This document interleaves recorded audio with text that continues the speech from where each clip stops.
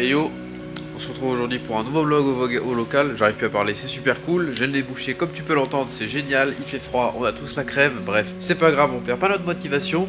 Programme du jour, on reprend là où on s'est arrêté la dernière fois. Donc, ce petit 1,3 litre qu'il va falloir dépouiller maintenant pour voir l'état de l'intérieur. Flo est sur la route. J'ai ramené des provisions. Voilà, des provisions à base de sucre, parce que Flo c'est un gros mangeur de sucre et il lui faut de la provision. Donc bah ouais, c'est parti. Je vais dépouiller ce bloc. Enfin, je vais commencer à poser un peu le matos et tout, préparer l'environnement, et puis après on va ouvrir le petit moteur, on va le mettre à nu complètement, nettoyer les éléments un par un, et après une fois que tout ça ce sera bon, on pourra entamer le remontage. Je sais pas dans combien de temps, mais c'est le programme. Allez, c'est parti. J'en profite pendant que t'es là. N'hésite pas à acheter les stickers, ils sont tous disponibles sur la page Instagram et on a prévu d'en faire des nouveaux dans pas longtemps. Donc si tu veux pas louper les informations, reste actif sur nos réseaux, guette un peu les stories. On va faire un peu de com là-dessus et tu verras, ça devrait te plaire. Et oublie pas de t'abonner aussi, hein. Allez, je compte sur toi, hein.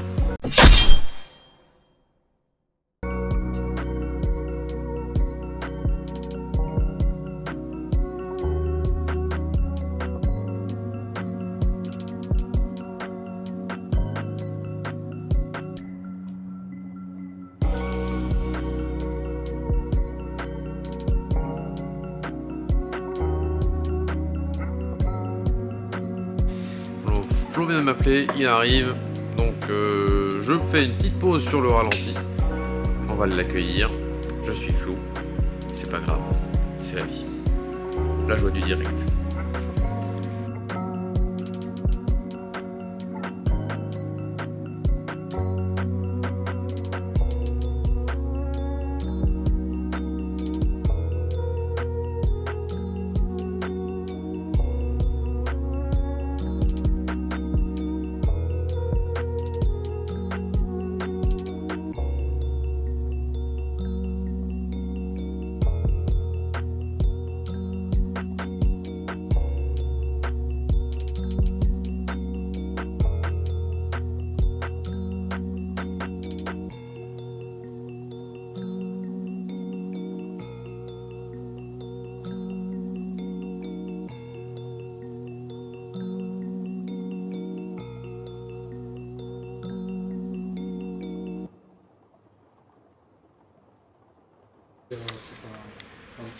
Ouh là là, ouais, c'est bon.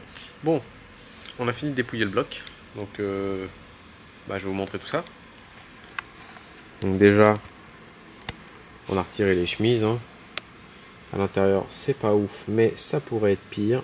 Franchement, c'est juste sale, très sale, mais pas endommagé. C'est déjà une bonne nouvelle, hein. Pour donner un exemple, c'est moins pire que le 21. Ouais, pour le coup, ouais, c'est vraiment moins pire. Ah ouais, vraiment. C'est pas mieux, mais c'est moins pire. Ouais, voilà. On va dire ça. Donc on a l'avantage, c'est que c'est déjà numéroté, donc ça, je suis pas trop emmerdé. On a retiré du coup les chemises, comme j'ai dit, voilà, c'est là où en fait c'est vraiment dégueu de ouf.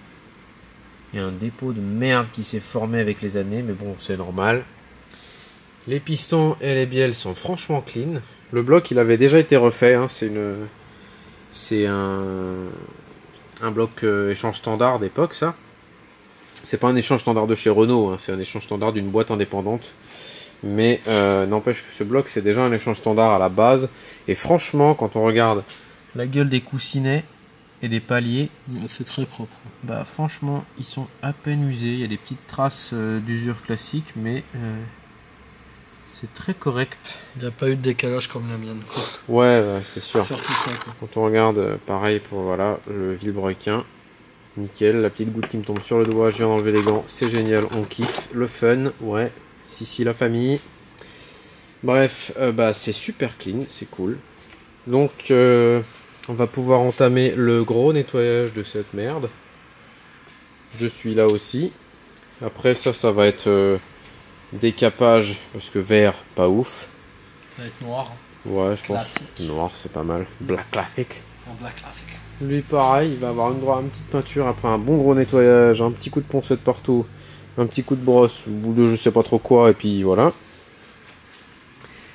Les chemises, on verra. Déjà, je vais les numéroter. On verra après. Et puis pour le reste, bah, il ne restera plus qu'à remonter une fois que ce sera fini. Ça. Prochaine étape après, ça va être de dépouiller l'ancienne boîte pour récupérer le pignon de marche arrière qui est en meilleur état que celui de la boîte 5. Et du coup intervertir les deux. Donc ça va être encore un délire à faire. Il y en a partout. Maintenant, qu'est-ce que je vais faire? Maintenant qu'on a tout démonté, je vais repérer chaque pièce, les pistons, les bielles, etc.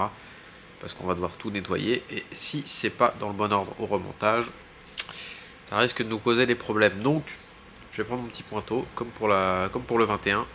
On va faire un point sur la bielle 1, 2 sur la bielle 2, 3 et 4, ainsi de suite.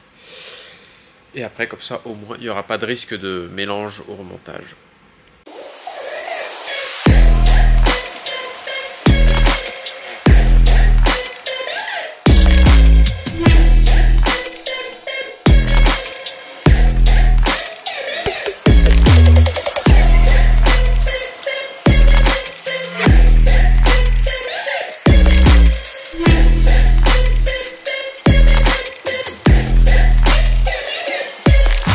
Bon, quick update. Je viens de finir de nettoyer les chemises à fond.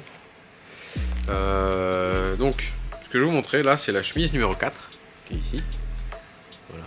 Il n'y a rien de particulier à voir. Bon, faites pas gaffe aux taches de rouille, hein, c'est juste que là c'est de l'acier. Et l'acier, ça s'oxyde super vite. Voilà, j'ai les mains pleines de rouille.